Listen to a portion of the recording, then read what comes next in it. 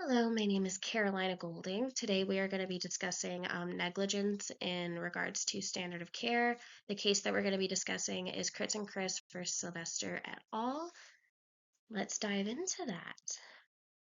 So firstly, what is standard of care?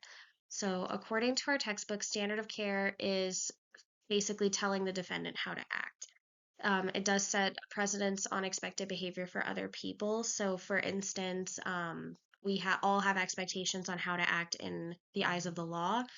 And in the case that we're going to be discussing, physicians are expected to bring a certain level of skill and knowledge to their job. That is why they are in the position that they're in to be doctors, especially like surgeons. They're in that position because they are expected to have the education, have the training, and have the knowledge to perform their job as smoothly as possible with the least amount of harm done to patients as possible. So, in regards to everyday people, however, this could mean that I myself am a tenant, I'm a renter, I do not own my property. And just say I were to take this lighter here and this can of hairspray here, and if I wanted to make a super funny YouTube video and spray the hairspray directly into the flame of the lighter, as a tenant, that would be me breaching standard of care because it would be me acting carelessly. So that's what we're going to discuss next. So, breaching of standard of care is when a defendant acts carelessly. So, again, if I were to spray my hairspray directly into the flame of this lighter, that is me acting carelessly, and my landlord could 100% sue me for damages that are above and beyond the damage deposit that I paid them when I started my lease, because it was me acting carelessly. There was no necessary reason for me to make a silly YouTube video of me spraying the hairspray directly into the lighter to cause a fire. So, in the case that we're going to be discussing, a physician were to act carelessly with their patient causing harm, that would be a breach of standard of care. So, in this case specifically, the plaintiff was a 5-year-old boy at the time that this had occurred originally, which was in the 1950s. He was being put to sleep for surgery, and an explosion had kind of unexpectedly occurred. The explosion ended up being a result of static electricity as well as a mixture of ether and oxygen that was used by the anesthesiologist.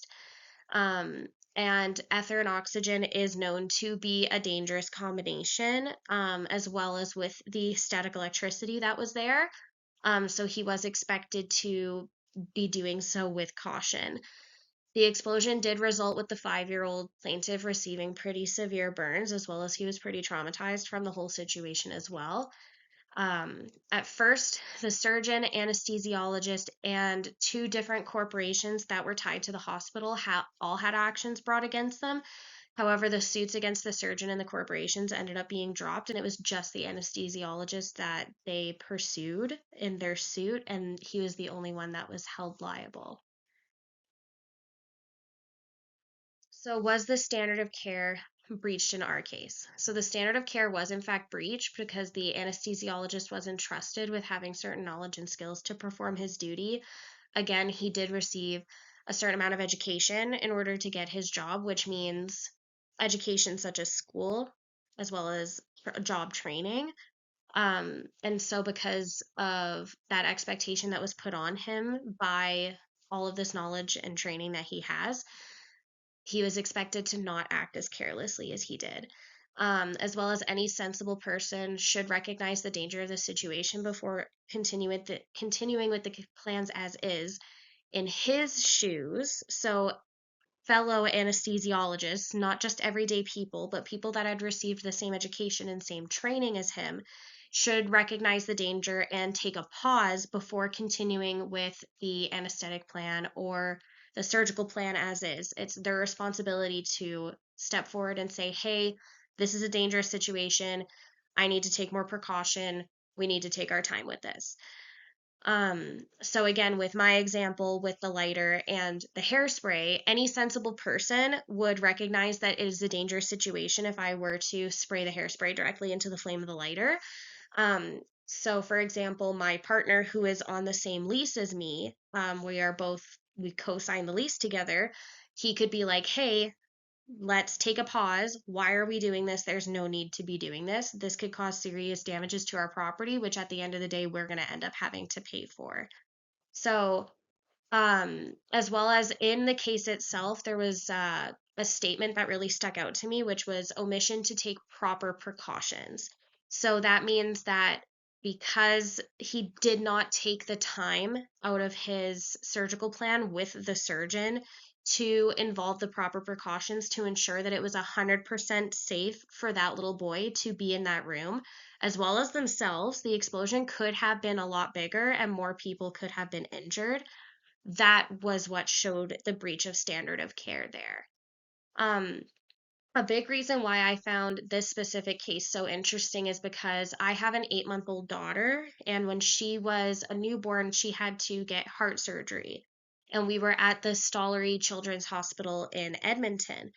And when she was there, she received top-notch care by her doctors, her surgeon, and all of her nurses in the NICU, in the cardiac recovery ring, and the regular pediatrics unit.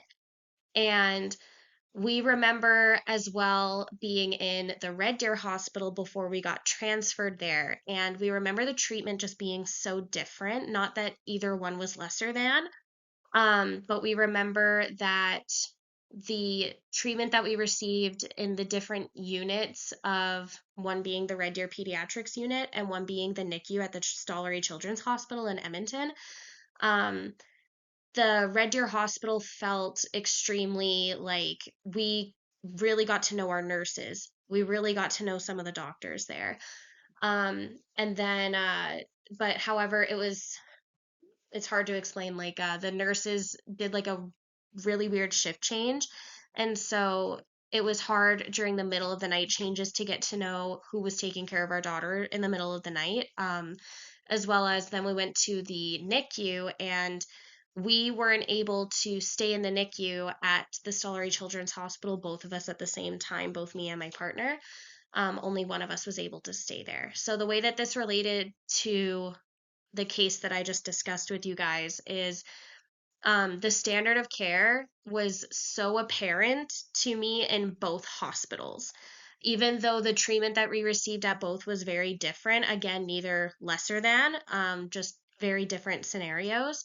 One was we didn't know what was going on, and then one was we had a surgical plan and knew exactly what was going on. So that's how that treatment was really different. Um, but the standard of care at both hospitals was extremely apparent to me. And as a parent, a first time mother, entrusting these people that I really don't know on a personal level with my child's life, essentially, because this was a life saving heart surgery for her, um, that was a very important aspect to me, as well as the doctors nowadays versus back in 1956. They told me in a consent form exactly step by step how things were going to go. And if things went awry this way, this was how it was going to go. If things went awry this way, this was how it was going to go. And that was really appreciated on my end just because it showed me that they took their duty of care so seriously. So that was really why this case stood out to me. And then these are my references here. I hope that you enjoyed my presentation. Thank you so much.